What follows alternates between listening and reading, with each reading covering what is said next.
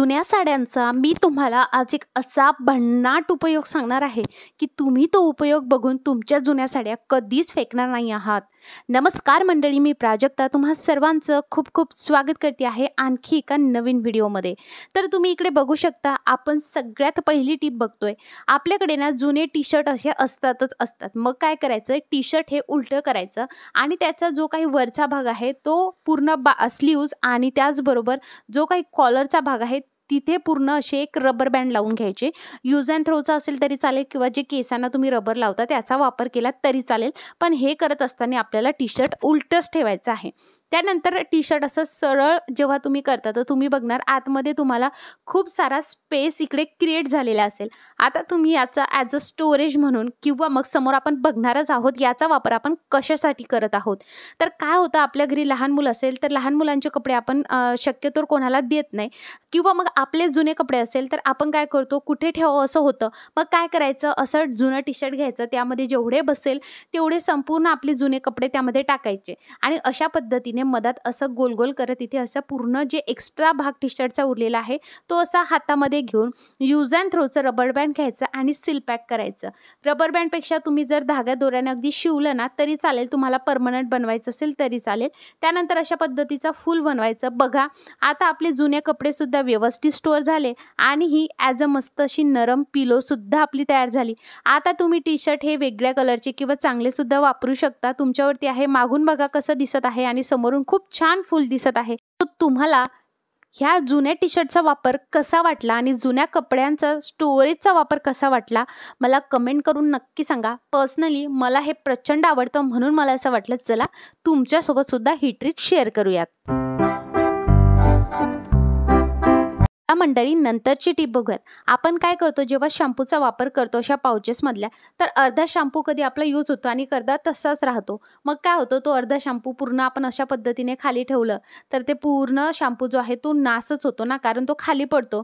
मग काय करायचं, जेवढा शॅम्पू त्यामध्ये आहे तो थोडा खाली पूर्ण पाऊचमध्ये ठेवायचा आणि वरती असं रॅपअप करून चिमटा घ्यायचा आणि असं लावायचं। बघा बिलकुल शॅम्पू खाली गळत नाही। किंवा मग तुम्ही या चिमट्याचा वापर असा ॲज अ स्टँड म्हणून सुद्धा करू शकता।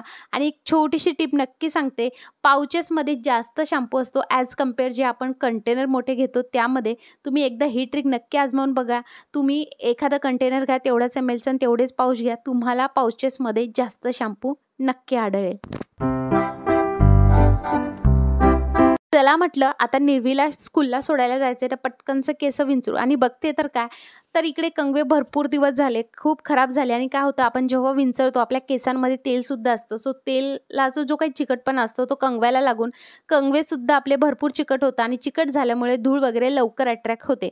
मग अशा वेळेस जर आपल्याकडे टाईम नसेल आणि आपल्याला हे कंगवे धुवायला वेळ नसेल तर मग काय करायचं, तर काय करायचं, सरळ शॉर्ट खूप सोपी ट्रिक आहे। तुम्हाला जे आपल्या घरी एक्सपायर झालेलं पावडर वगैरे सुद्धा असतात बरं का, किंवा नसेलच तर जे टॅल्कम पावडर आपण वापरतो ते कंगव्यावरती टाकायचं आणि काय करायचं, आपल्याकडे जुने टूथब्रश असतात त्याचा वापर करायचा। आता तुम्ही म्हणाल की हे टूथब्रशनं सुद्धा निघतं, पण जसं मी तुम्हाला आधी सांगितलं की आपल्या केसांना तेल असतं आणि तेच तेल कंगव्याला लागतं आणि त्यामुळे कंगवा सुद्धा चिकट होतो। मग हा चिकटपणा घालवण्यासाठी आपल्याला इथे पावडरचा वापर करायचा आहे। पावडर काय होईल, जो पण तेलकटपणा आहे तो शोषून घेईल आणि आपला जो काही कंगवा आहे जो आपण बिलकुल त्याला पाणी लावणार नाही आहोत तो खूप छान पद्धतीने क्लीन निघतो। तुम्ही बघू शकता, असं वाटतच नाही की हा जो काही कंगवा आपण धुतलाय आणि त्या कंगव्यामधली पूर्ण घाण या प्लेटमध्ये निघाली आहे, तुम्ही बघू शकता। तर बघता बघता इकडे माझे कंगवे सुद्धा साफ झाले आहे। तुम्ही सुद्धा तुमचा कंगवा अशाच पद्धतीने साफ करा। बरं, सगळ्यात मस्त टिप मला ही आवडली आहे।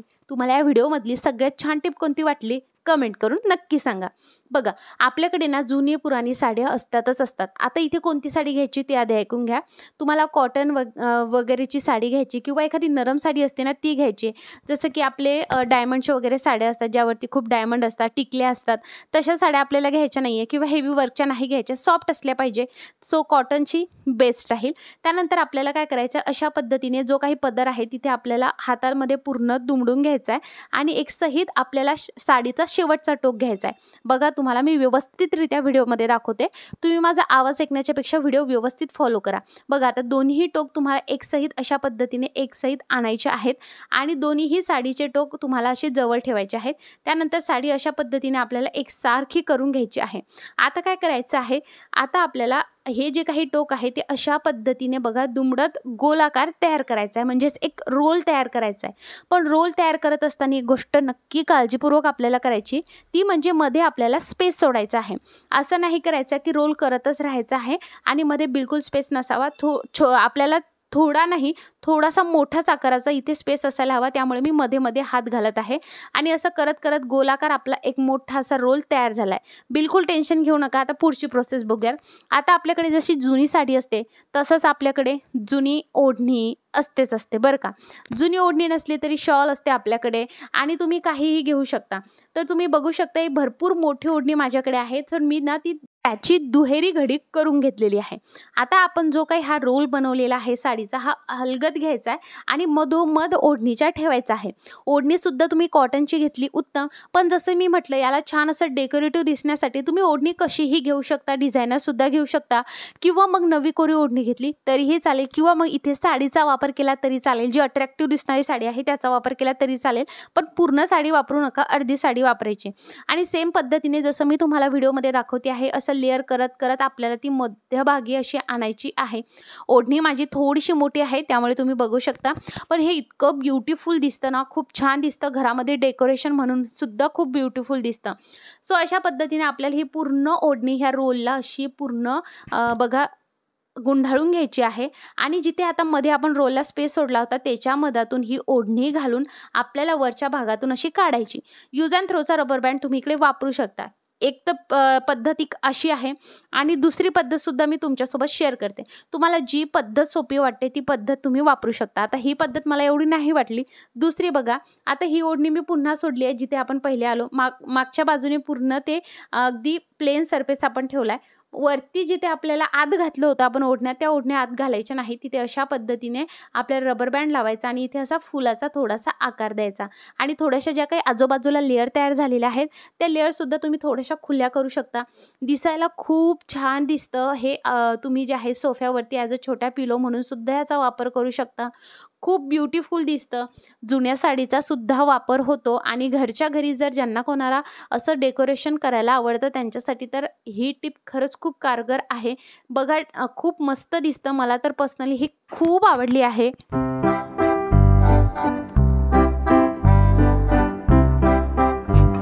मंडळी, तुम्हाला आवडली की नाही मला कमेंट करून नक्की सांगा.